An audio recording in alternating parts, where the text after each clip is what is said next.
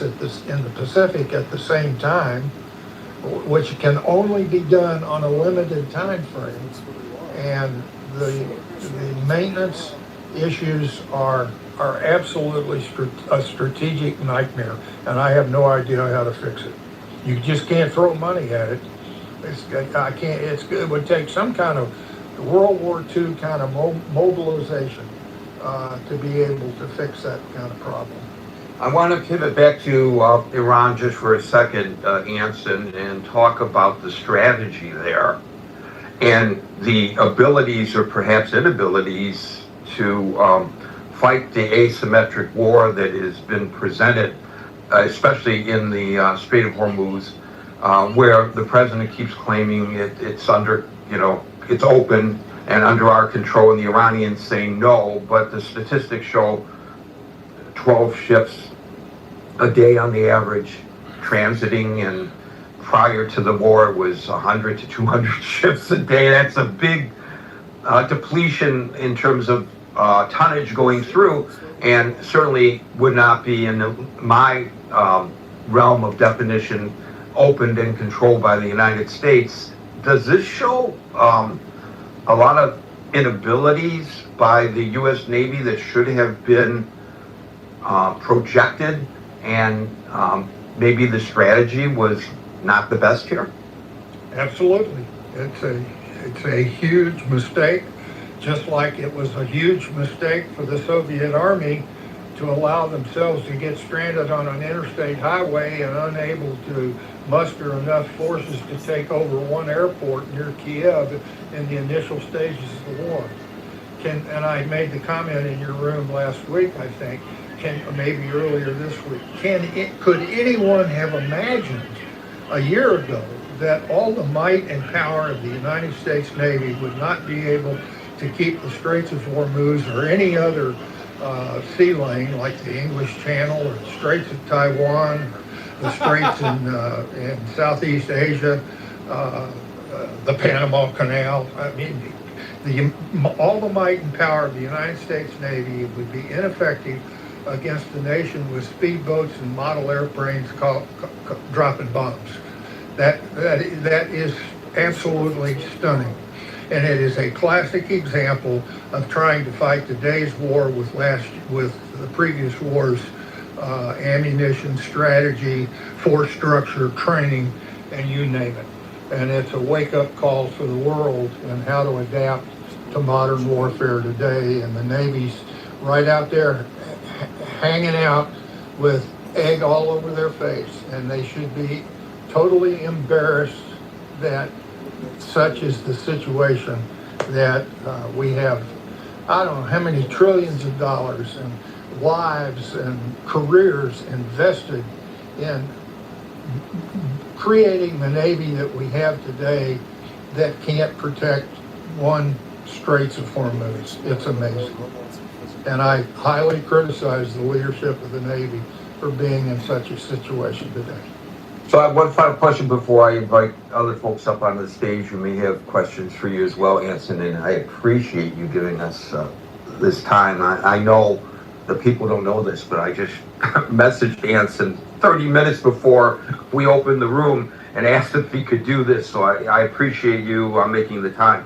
I want to ask you a question which is not in your wheelhouse, but I'm sure as a Navy guy you're paying very close attention to, and that is the Commander-in-Chief, the President, yesterday issuing a directive ordering the Navy to replace the Advanced Electromagnetic Aircraft Launch Systems, I had to look up the actual name, with traditional steam catapults on the future Ford-class carriers, beginning with the one under construction right now, the USS Doris Miller.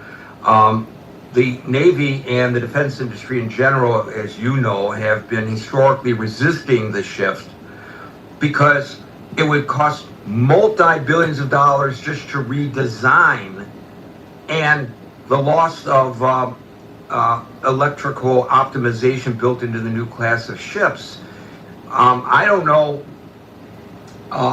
what is motivating the president to do this, whether he just is nostalgic or whether he's being advised. On the surface, it seems very ill-advised. And again, recognizing that you're below the water level kind of guy, and this is an aircraft carrier, still, I'm sure you have thoughts about them. It's unbelievable. I'm overusing the words unbelievable, but Gary, I read the Washington Post every morning, and my jaw just drops every day when I read it today. These days, weeks, and months. I am so flabbergasted and astounded. I had my 60th reunion last October, going back to the Naval Academy, and there were probably, we're all in our mid-80s now, graduating in the class of 65, and it was more backpatting, telling jokes, getting reacquainted with people we hadn't seen for 60 years or more, but there was a lot of consternation and discussion amongst a bunch of old farts, if you will, about these kinds of things. And now let's talk about catapults on aircraft carriers. We made the transition. It's like a big plunger, and it's got a hook attached to it, and you hit it with a bolt with steam that drives that plunger forward, which drags the airplane and gives it the momentum to launch off the ship with enough momentum that it's able, and the airplane is at full open throttles, full power at the moment that the catapult is released, and the airplane launches. Everybody's seen videos of that. They developed an electromagnet rather than using steam, it leaks. It's a lot of pipes, high pressure steam, very high pressure steam, over 1,000 pounds per square inch. Dangerous. That stuff leaks. You have to replace valves and pipes and gaskets. It's a maintenance nightmare. And so they went to electric. It's basically an electromagnetic pulse that provides the momentum. No steam leaks. All you have to worry about is having the wires connected and have a strong enough motor. Better system from my perspective. And I don't know what's driving the technical argument in the Navy to what are the arguments pro and con, steam versus electromagnetic. But those problems ought to be determined by what it used to be called NAVSEA Systems Command, which is that's the part of the Navy that is responsible for design, construction, maintenance, overhaul, etc. And those decisions should be made by NAVSEA and approved by the Chief of Naval Operations. And why in the hell the president's getting into it is, you talk about micromanagement. He should stay far away from that, just like he wants the Navy to build more battleships. You want to get me started on that one. So yeah, this is more Trump stupidity, overkill, weighing into stuff that he has no business weighing into, yada, yada, yada. Someone's going to probably do an investigation. I hope we still have good investigative reporters out there, in spite of the fact that there are much fewer reporters today than there were yesterday, and there will be fewer more tomorrow. That's how terribly eroding the journalism profession is these days. But I hope there's still some enterprising, credible people who are following the money to see whether there's a financial benefit to making this switch to people who may be close to the president. I don't know, but because of some of the discussion we've had about those kinds of issues, it does come to mind. I'm not accusing anybody of anything. I'm just saying, if I were the editor of the Washington Post or the Atlantic or the New York Times, I'd have somebody on that right now. Answer, if you don't mind. If I was the commander of Naval Sea Systems Command, I'd be looking at it too. Well, I didn't know that there was a mechanism to check the commander-in-chief from within the services, but You're not investigating the commander-in-chief, but I think it's a 3-star, maybe a 4-star admiral, Commander Naval Sea Systems Command. It may be a different term today. That's what it was called 40 years ago. But he's in charge of all that stuff, and he says, what in the hell's going on? Why are we having this argument about catapults? I'm going to get into it. I'm going to roll up my sleeves and get into it and get ground truth about what the hell's going on, and then I will make a command judgment which way to go. And I'll keep the Chief of Naval Operations informed, and if money's involved, the Chief of Naval Operations and I will testify before Congress and explain why we're doing what we're doing. So the Navy is able to investigate those kinds of things. Whether they have the courage to do it or not, who knows? That's one of the reasons I left the Navy in disgust after 2 years in the Pentagon in the late 1980s. I couldn't believe the way that system worked. There was never a ninth inning. The arguments just kept going, and this is 40 years ago, and I told influential people, including the Chief of Naval Operations. I briefed him one day and I said, Admiral, in this food fight over force structure in just the Navy and getting the money to build the ships for that force structure, I said, Admiral, in the future there's going to only be 2 kinds of ships in the Navy, submarines and targets. I think that's true today as well. I lied when I said that it was my last question, and I know people are anxiously awaiting the opportunity to question you as well, so I'll get out of the way, but I do have a final question, and that is it recoverable? Can the Navy return to the glory of yesteryears, and maybe not even the glory of yesteryears, looking forward to the future, a new, more effective Navy, or are we so stuck in the politics, both internally and externally, that we're kind of screwed then? Well, look at the state of the Navy in 1941 and look at the state of the Navy in 1945. Can the Navy resurrect itself? Actually, can the nation unify and provide the resources to rectify not only the United States Navy but the rest of the nation? Yeah, I have enough confidence that with the right leadership and the right political skills, even in our highly divided democracy, that capability still remains within the body politic and within the heart and soul of America.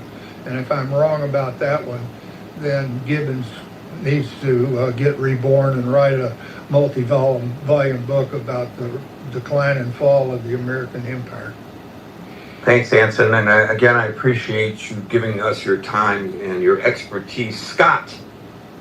Yeah, I don't know much. I just have a question for Anson. I mean, I wonder, you talked about Trump and some of the battleship enthusiasm and other decisions. I wonder just how much administrative leadership matters at this point. Like, you have Hegseth at the top. I mean, how much does the Secretary of Defense and then the folks under him, the appointees and things like that, how much does this shape logistics, supplies, being overextended, that sort of thing? I mean, to what degree does a really capable secretary and then undersecretaries and people under them and so to what degree does that make a difference? I'm curious. It makes a terrible amount of difference.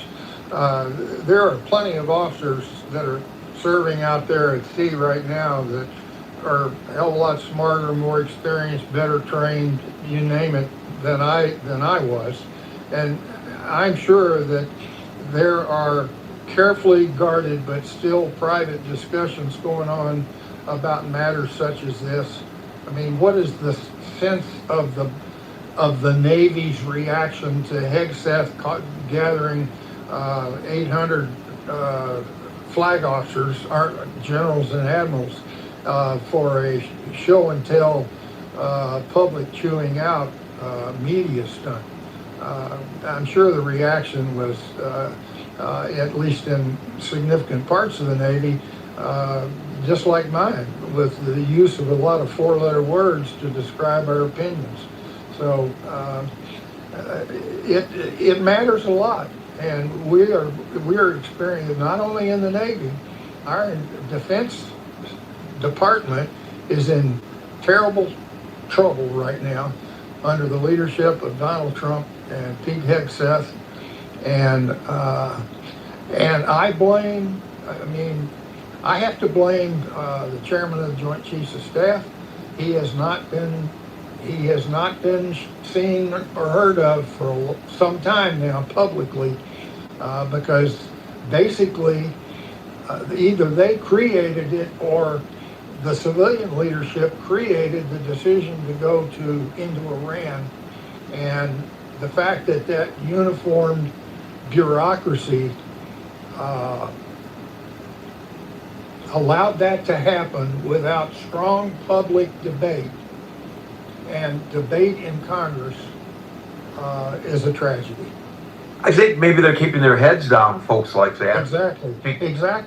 I mean, you got to survive if you want to. If you've got 15 years in the Navy, you're invested in it, you're trained in it, you're a band of brothers, you like your job, all the positive things, and you're under a cloud like this today, you hold your breath and you wait for things to change. That's like going to a ship with a really bad skipper. There's not a lot of things you can do about it. You can basically just hunker down, do your job, maintain a low profile, and wait for the skipper to leave under normal circumstances after a 2 or 3 year tour. And so I'm curious, do you think, I know that Hegseth and Trump are very happy and supporting cast of civilian leaders and some uniform service leaders as well. I don't know who they are, but it's not just Trump and Hegseth. There's a gaggle of civilians and very senior officers in all the services that are up to all these shenanigans. I just wonder, I know that there's the war on DEI, right? And they're pretty thrilled that they've... As there should have been. Right. But that's a different argument. They're pretty thrilled with this and what they've done. But I wonder, is the reaction to this, sometimes the cure is worse than the disease. And I wonder if this sort of opposition to DEI and this sort of stuff has created another form of politicization in the military, where the reaction to DEI becomes the new politicization of the infrastructure and the commands. Well, do you accept current policy or do you advocate change? That's a political decision, basically. And in my view, DEI was undermining the operational readiness of the United States Navy. Okay, and that's a long debate, long argument, and I'll get hissed and booed, and garbage will be thrown at me, but that's my position, and I think it was a wise move to, how many admirals? We've got more admirals than we've got ships in the Navy today, by the way. How many of those admirals are Is that for real? Do we saying, really have more admirals than ships? yes. Wow. And how many of those admirals have jobs that do things that are not in direct support of those forces deployed around the world for peacetime deterrence or the current war in Iran? And there are a lot of them that have jobs like that. Thank you, Scott, and we'll go to Tiger, followed by Alyssa. Well, thank you, Gary. By the way, I hope I'm not recalled to active duty and court-martialed by Trump for saying some of the things I'm saying publicly.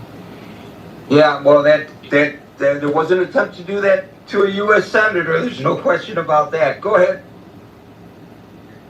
Yeah. First of all, I want to send my regards to Hans. Hans is probably one of the most the one of the people that I respect most on this app, and we've had many exchanges in the past. So I don't have specific questions. I'm going to say something, of the things that are on my mind, and I hope Anson would just, if you want to, just feel free to react to them, and feel free to interrupt me because I think you would be far more knowledgeable than I am. What I'm going to say is mostly the observations that I get from Chinese think tanks who have been following the U.S. Navy for a long time. And, it's interesting because we knew of the Abraham Lincoln incident. I saw it first on the Chinese internet before I saw it on the U.S. internet. So there are plenty of people that are following and studying the U.S. Navy on China's side. So firstly, I want to make a comment about the catapult system on the new carriers that the Americans have been building. So it's the first time the Americans have fitted an electronic magnetic catapult system. But to design a system, the biggest problem that we see in this procurement process is a design flaw. There are different ways you can do it. The Chinese way, when we did it, we used a DC-driven one. The American one is an AC-driven one. There's an alternating current. And the issue of this is that it's not a separate system. To design a catapult system that uses electricity, you have to integrate all your electricity system that has to do with the propelling of the ship, that have to power your radars and electronics and communications. So you have to share the power between many components. The problem with the US design and procurement process is that a lot of these systems are being given out as subcontractors. They would almost independently design some of these systems, and the Navy would try to put them together in hope that they will function well together. But with a very complex system that's kind of pioneered for this class of the ship for the first time, obviously that backfired. So what we actually see in the new ship is that there was 3 elevators designed to put the jets from the storage to the deck. Only 2 of them are reliably operational, and the rumored expected lifetime or service interval between launches is under 200 launches, which is about 2 days worth of launching when you put the ship into a battlefield. So the reliability of it means that it's basically not combat worthy. But the trouble again is that it's a system that has integrated with all the other subsystems of the ship. To redesign that system, that would mean you have to redesign your propelling, you have to redesign the power ratings for your radars. So it's a wholly comprehensive redesign for many of these subsystems that will be very cost prohibitive. And similar things we observed in the Constellation class that basically was designed to be a cheap revamped ship that was built by an Italian design. And we also see some chaos in the requirements set by either the Pentagon or the Congress.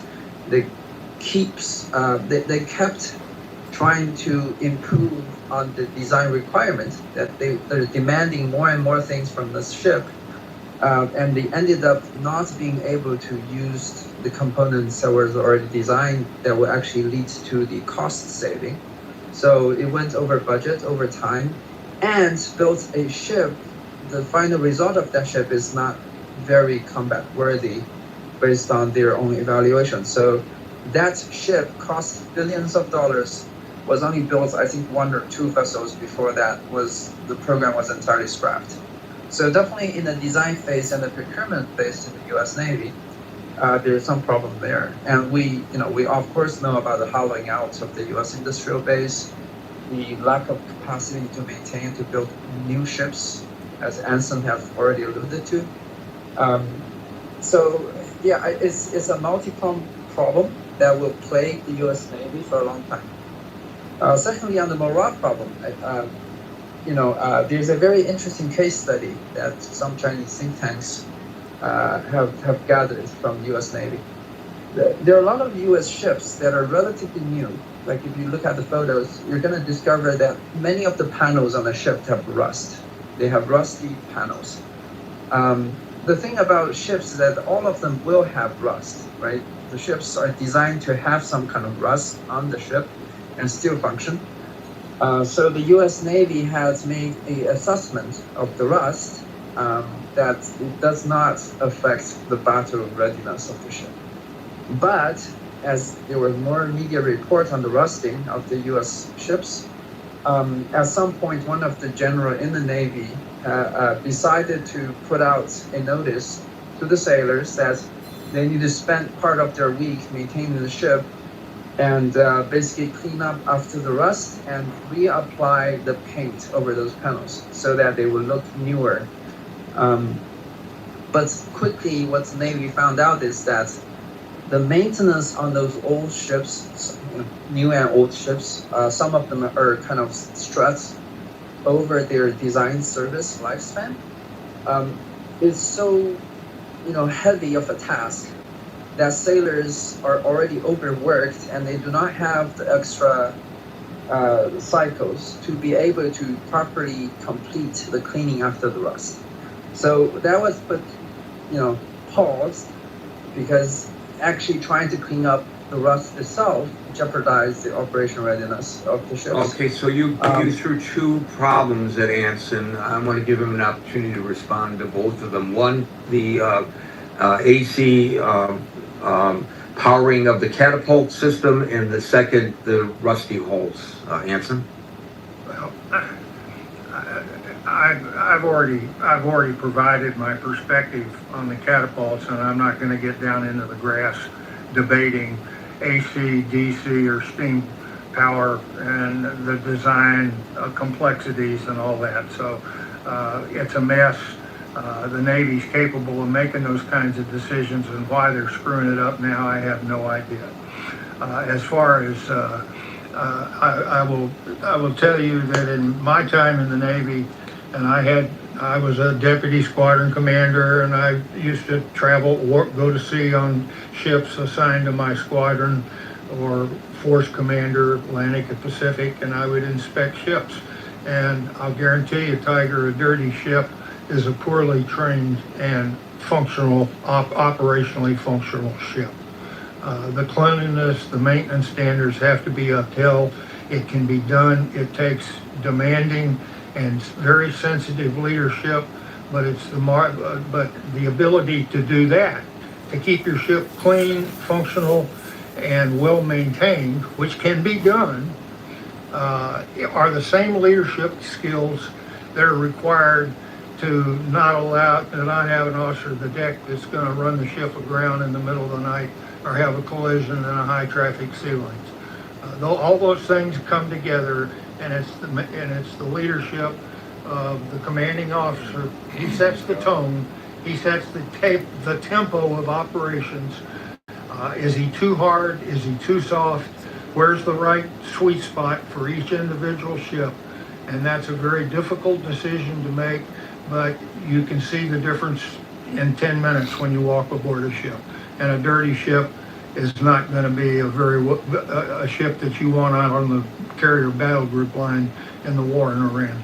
So specifically, is there a problem with the construction that's causing rusting as a Tiger? Are you even aware of that issue? Yeah. I don't think that's what you didn't hear me right. Actually, Anson kind of completed the story for me, because I think it's actually pointing to the discipline of the sailors. But it's compounded with the fact that a lot of those ships are harder to maintain now because of their age and things like that. And there's actually a second part of the story where they decided to have another contractor design a new kind of paint that will allow the sailors to maintain the ships less. And the second part of the story is even that actually didn't turn out very well either. But I think Anson already kind of alluded to what I was trying to get at. Okay. Okay, yeah, Tiger. I am curious. maybe I misinterpreted it. What causes the ships to rust? Is this a maintenance and discipline issue, Hanson?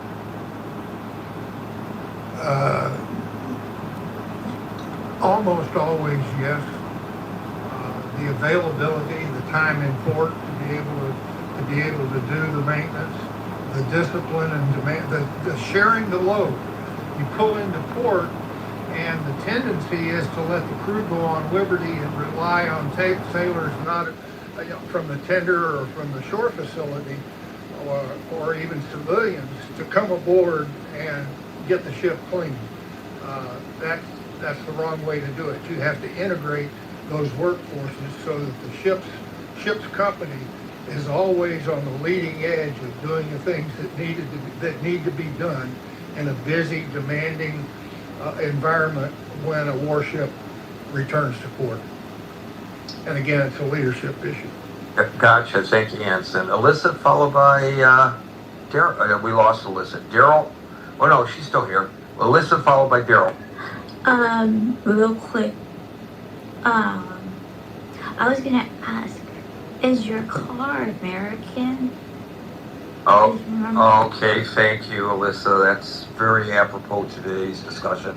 Daryl, followed by David. Hey, yeah, Gary, can you hear me? No. Okay. So I would like to answer the question as well. So, McKinsey, there's a video going around. It's McKinsey and Company, which is a large consulting firm, if no one knows it. But there's a video of a McKinsey consultant in 2010, and he was talking about what the implications of an attack on Iran might be, and and it was almost like, a checklist. He said they would likely close off the Strait of Hormuz, and I forgot what the second one was, but the third one was that Iran would likely attack its neighbors in the region. So, what I'd like to ask Anson is, has what happened not been talked about? I mean, you were at the Pentagon.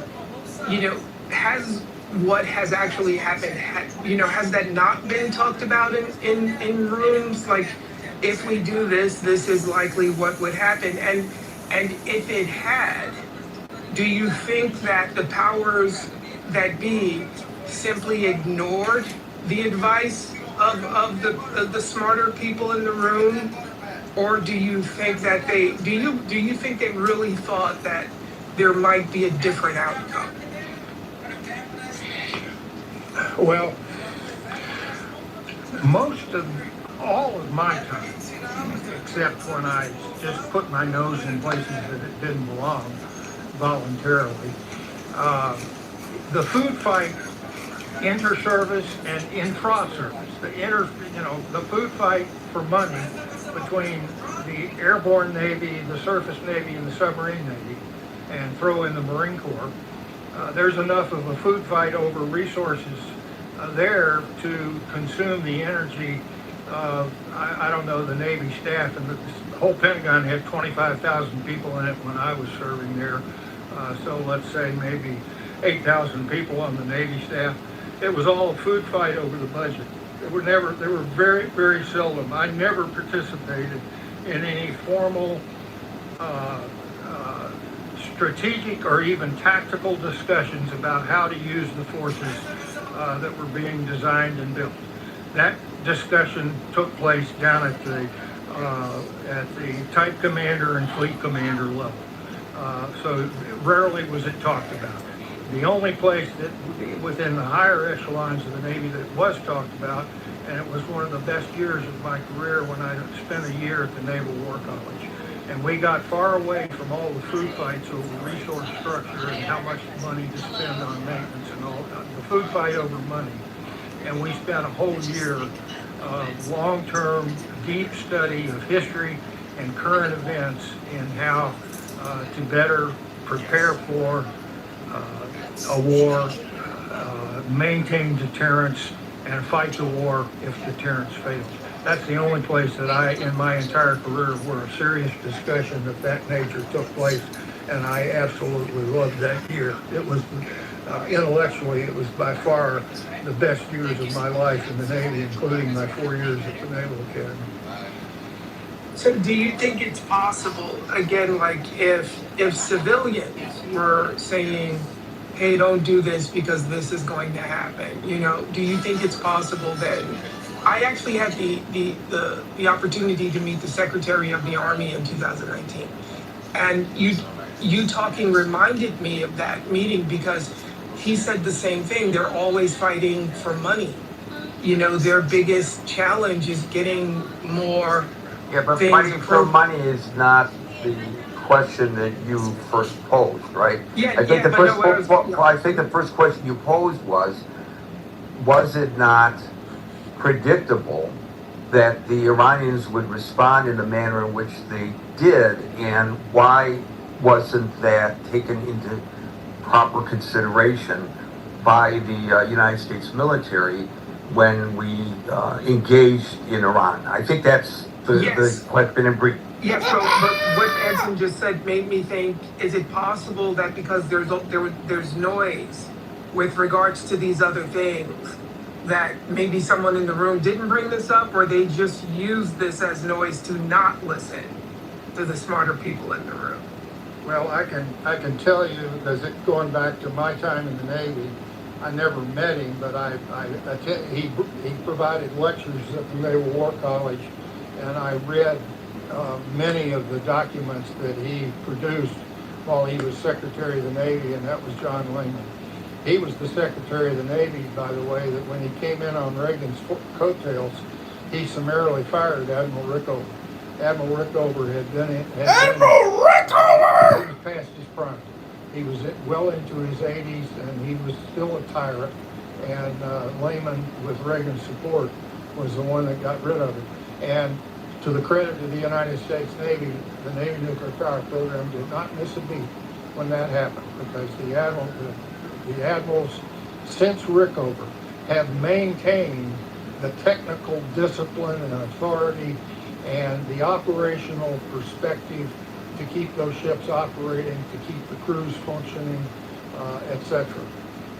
So Lehman is the kind of leadership that I would be looking for. And by the way, I thought he did an absolutely superb job on the 9/11 Commission after he was, long after he was Secretary of the Navy.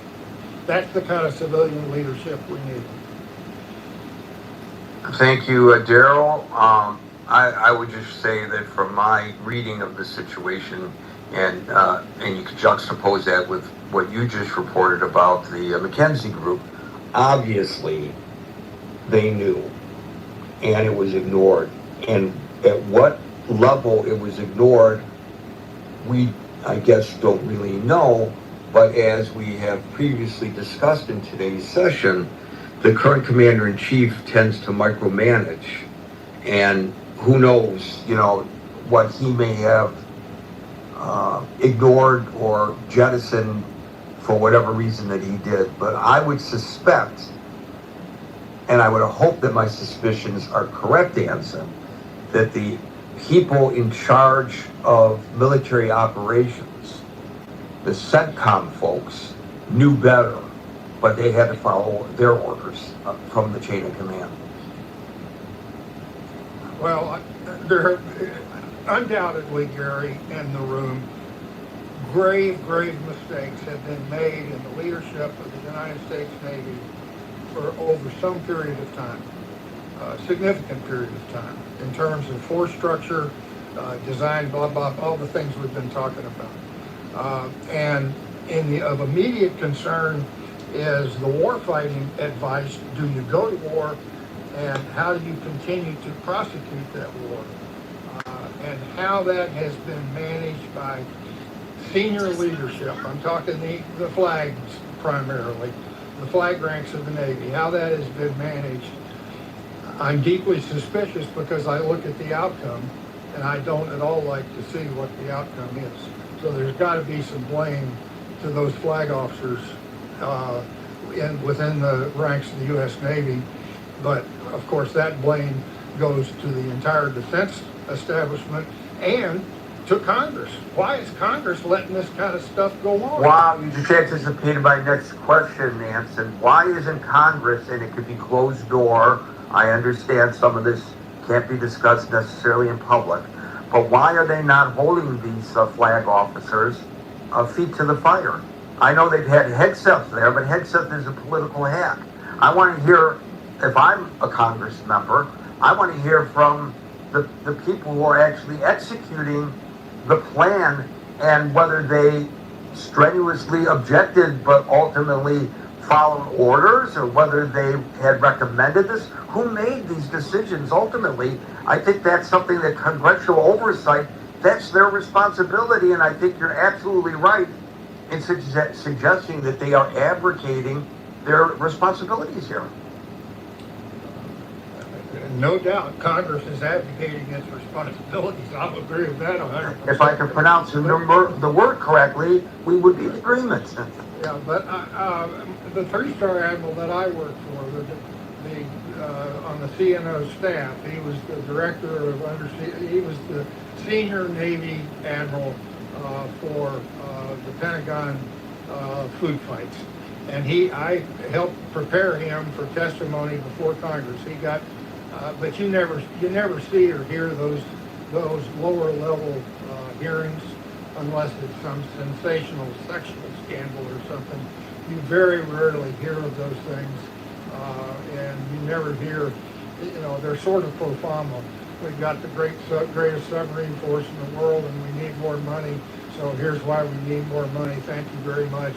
Well done, Admiral. Keep doing a good job in the testimony. That kind of stuff routinely goes on. Right, but we're in a crisis situation here, obviously, that ought to be addressed by Congress. I agree. Where is Mark Kelly now? Right, he's running for president, so he's being very cautious about everything he says and does. If he feels that it can help him in his pursuit of the Oval Office, he might do the right thing. But if he thinks that it's going to detract, and I'm sure he has plenty of advisors who are telling him, if you're going to, it's about getting there. So you have to do everything you do now has to be done in, with that in mind. You might not. So I think that's where Kelly is right now.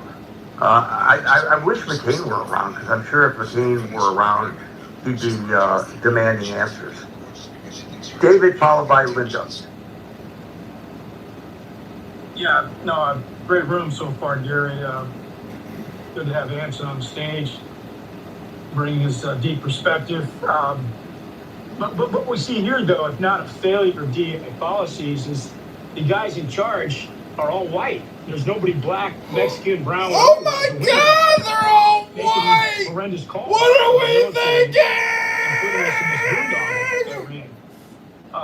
That ship, that SS Abraham Lincoln's been at sea for over 240 days. Oh my God! And there's no other aircraft carriers available to replace it. Oh no! Well, my question is, where's the inventory of the capability of our machinery, of our ships, and the morale? Is there a test there? I mean, we're down in Venezuela for a very long time before we pivoted to Iran. But where's the calling out of this by not only the administration, but the white senators? They've all been elected. They're not black, brown, or women. They're all white. Where are they calling? Why didn't they say, "Hey, President, you failed here in these appointments, man. We're sandbagged in the Middle East. Gas prices are rising. We're looking at getting washed out in the midterms." I mean, there's DEI failure here at the political level. Oh no! So, I want to see the old days with Colin Powell's and Susan Rice and Condoleezza Rice, and those types of folks were picked to run some very serious positions, and they come of age. But were they picked because of the color of their skin, or were they picked because of their ability? No! Gary, were the poor whites and the Mexicans and the browns that fought in Vietnam, were they picked because of their capabilities or their skin color? I mean, you can't have it both ways. You can't send people. Well, no. But you're trying to make this. You're trying to. You're trying to imply, I think, and tell me if I'm wrong, that if the DEI policies had been adhered to, more capable people would be making decisions, and we wouldn't be in this quagmire that we are in today. We don't cry DEI when there's white guys at the top, creating the massive foibles in the name of our nation and our country. I know, but the discussion of the room, but the discussion of the room is not DEI. Are you suggesting that if all these white admirals were replaced by minorities, we would not be where we are today? Retard, That's not what I'm saying, Gary. David, I'm saying what are you saying, because David? you've had the administration Why champion is David the so failures of our upset? military and losing our strength and capability. Yeah. And then we I understand that you're trying to make a point, but you know the rule of the room is that we're going to stick to the topic. So if you have a question that sticks to the topic, continue. If not, I'll move Well, on. this is all happening because of white men. Part of what's happening part of what I'm saying is has everything to do with the topic. No. You're doubling down when I've asked you not to. Yeah, And David, I'm going to move on. Yeah, boy. I'll give you your opportunity to respond, but I just want to say, we can have a discussion. We can hold a whole room on DEI. I'm happy to do that. And I'm happy to hear arguments. I'm not shutting him down because I'm opposed to DEI or because I'm in support of DEI. I'm shutting him down because it's really not the topic. I know it was alluded to, but it's not the topic of the room. But Anson, your opportunity to respond. In 1992, an event called Tailhook happened. I won't go into the details, but that's what started the decline of the United States Navy. And it accelerated over the next 30 plus years. And to suggest that if we had more diversity in our Navy, that the situation in front of us would not be as bad as I alluded to, if only we had a more diverse leadership within the Navy. And I'm sorry, David, but I cry aloud bullshit to that assertion. It is a leadership issue. It is not a racial issue. And focusing on race as opposed to leadership is one of the reasons we're in a pickle the way that we're in right now. So there are some kinds, when you talk about tailhook, there are analogies to the culture that prevails in some law enforcement organizations. And as you know, that is in my wheelhouse because I spent a good portion of my career covering the first responder community, and I got very close to the community. I'm pretty aware of the cultures that I saw.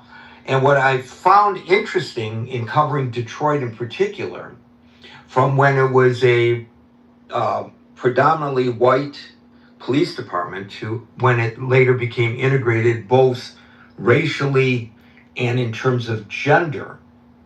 And I could argue that there were absolute benefits from that integration. But when it came to the, let me use the term subculture of the department, some of the traditions that today might be considered distasteful, like tailhook, that culture was ingrained. It didn't matter if the new person on the block was white, black, Hispanic, Asian. It didn't matter.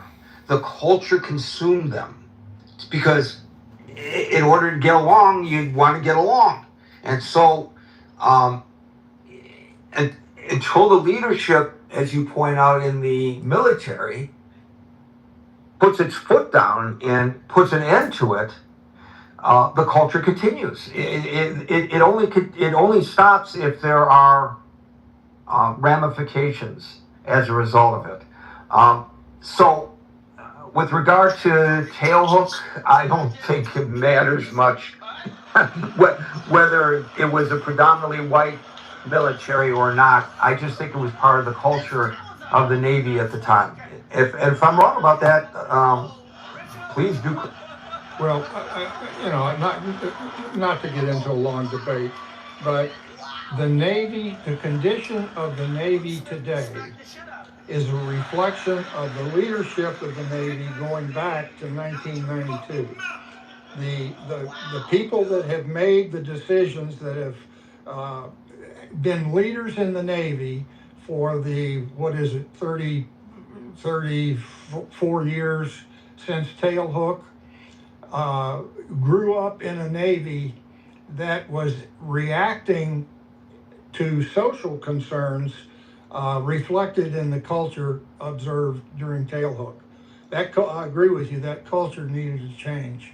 But the focus became on socialism, social structure, social behavior, as opposed to the merit and of leadership, warfighting skills, etc., no matter what color you are or were.